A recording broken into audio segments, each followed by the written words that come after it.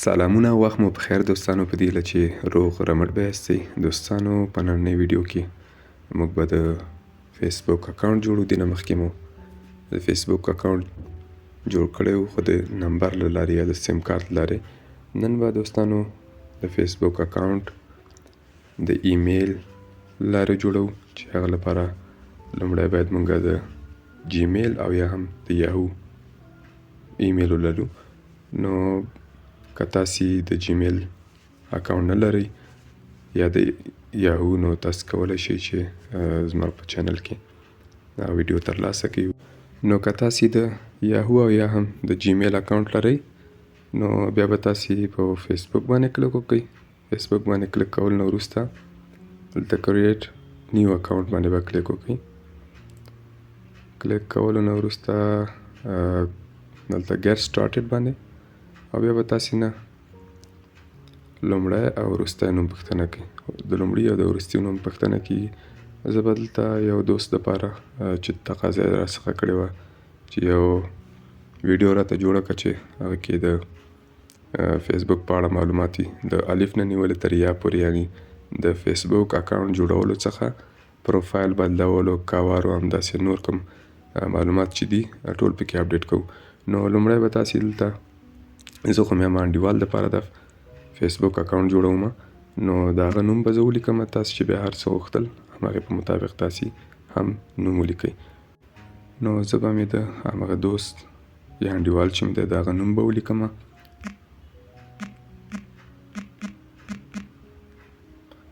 لومړی نوم چې ولیکه، بیا به وروستی نوم ولیکم.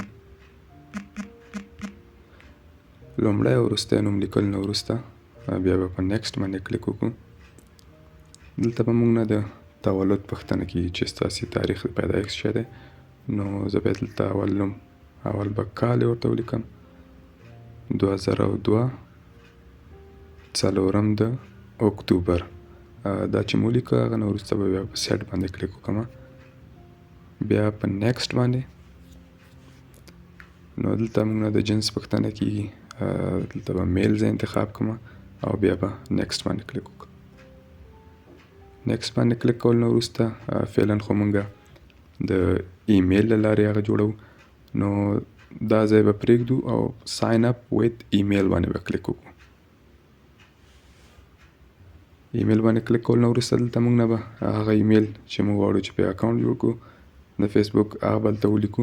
نو زه دلته لیکم، تاسې چې هر ایمیل تاسې به هماغه بیا ولیکئ. زه فعلا د همغه دوست ایمیل مې لیکم چې د جیمیل اکاونټ دی. ایمیل لیکلو نه وروسته بیا به په نیکسټ باندې کلیک وکړم. نو نیکسټ باندې کلیک کول نه وروسته دلته موږ نه به د فیسبوک پاسورډ غواړي چې تاسې ورته کوم پاسورډ یا رمز لګول غواړئ، نو هغه به زه دلته ولیکم. تاسې هم خپل پاسورډ چې کومه خوښوي هغه در سره ولیکئ.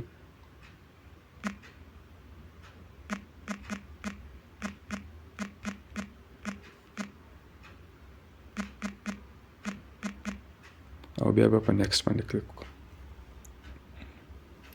نیکسټ باندې کلیک کول نه وروسته به موږ نه غواړو چې د دې کوم دوست کوم آی ډي چې دا موږ سره همدلته ثبت پاتې شي، نو هغه لپاره به په ناټ ناو باندې کلیک وکړم. ناټ ناو باندې کلیک کول نه وروسته آی اګري باندې به کلیک وکړم. آی اګري باندې کلیک کول نه وروسته دوستانو موږ نه به دلته هغه کوډ پوښتنه کېږي کوم چې زموږ ایمیل ته راغلی. نو تاسې به مو خپل هغه ایمیل چې دلته مو ولیکه، هغې ته به لاړ شئ او هلته به وګورئ چې کوم کوډ تاسې ته راغلی چې په 15 عددیزه دی. نو زه به دلته همغه کوډ ولیکم کوم چې زما ایمیل ته راغلی دی. کوډ لیکلو نه وروسته به بیا په نیکسټ باندې کلیک وکړم.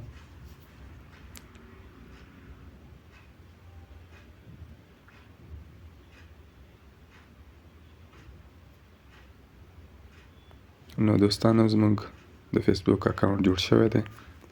فعلا به د پروفایل پکچر کوم تصویر چې تاسې غواړئ ورته ویې لګوئ، هغه به در سره دلته په ایډ پکچر باندې کلیک وکړئ. نو زه دلته فعلا یو تصویر انتخابوم.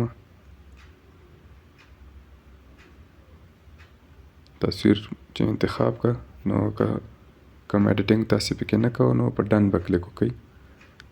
نو ټرن آن باندې کلیک کول نه وروسته به هغه ټول آیډیانې یا فیسبوک اکاونټونه ستاسې مخې ته راشي کوم چې ستاسې سیم کارت کې ستاسې په موبایل کې سیم نمبرونه دي. نو فعلا زه دلته ناٹ ناو باندې کلیک کوم. ناٹ ناو باندې کلیک کول نه وروسته سکیپ باندې نو که تاسې ټرن آن کوو هغه بیا ستاسې خپله خوښه. نو دلته به بیا په نیکسټ باندې کلیک وکړم. دوستانو زموږ د فیسبوک اکاونټ یا هم آی ډي جوړه شوې ده. اوس به زه دغه ځای باندې کلیک وکړم. پروفایل ته به لاړ شم. پروفایل ته تلو نه وروسته دلته ګیټ سټارټډ باندې به کلیک وکړم.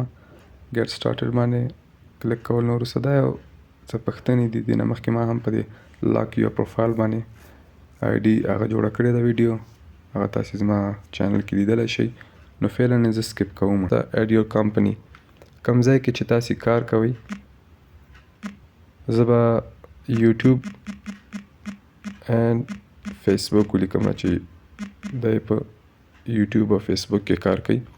په دې باندې کلیک کول وروسته بیا په سیو باندې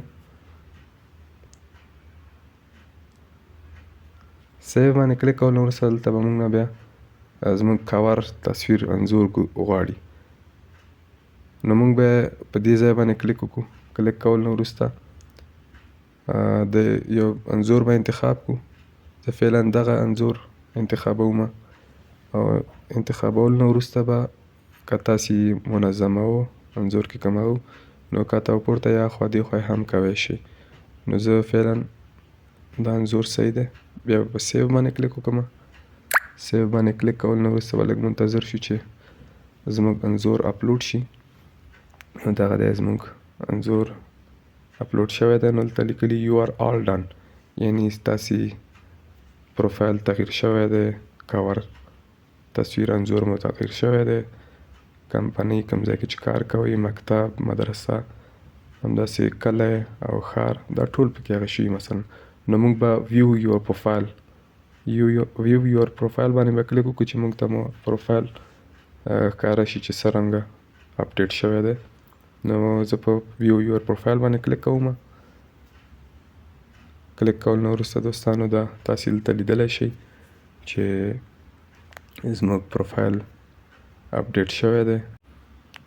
نو پروفایل خو مو اپډیټ شوی دی. که غواړئ چې نور معلومات هم تاسې پکې اضافه کړئ هغه لپاره به ایډیټ پبلیک ډیټیلز باندې دې ځای باندې کلیک وکړئ. کلیک کولو نه وروسته اوس دلته بایو کې یعنی د ځان معرفت نو ستاسې چې هر څه زړو دغه ځای کې لیکلی شئ. زه فعلا دلته